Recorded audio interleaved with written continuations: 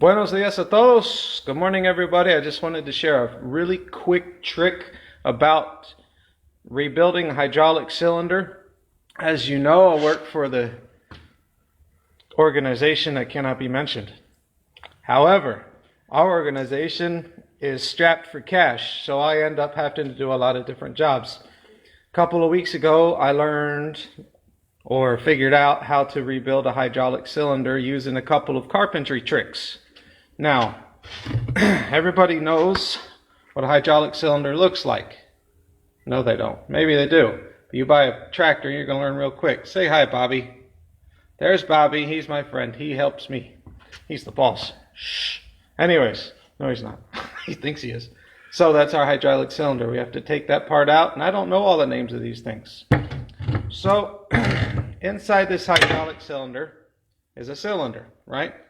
There's seals and such, which after I took it apart, this is how I organized it.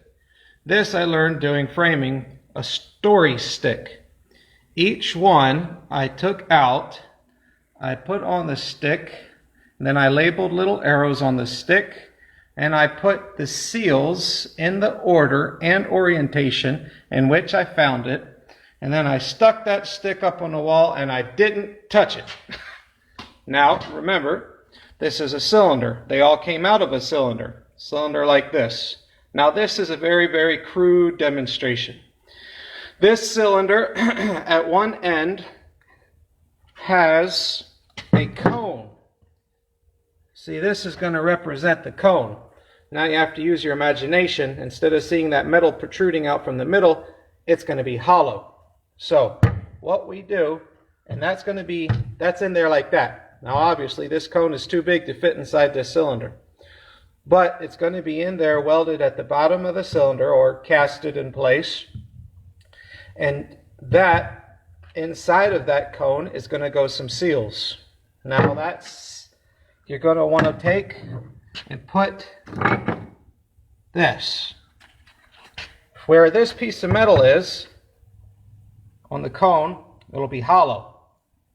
So you take this as a guiding rod and you put that through there.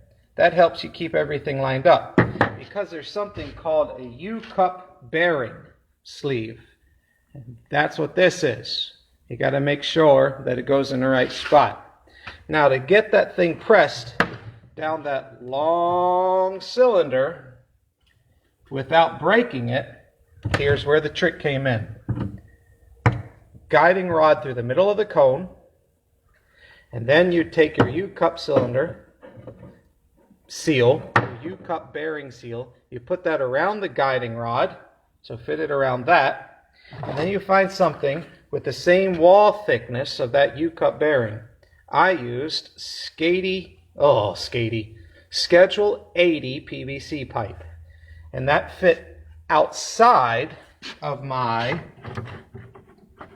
wooden dowel rod, which I used as the aligning cylinder.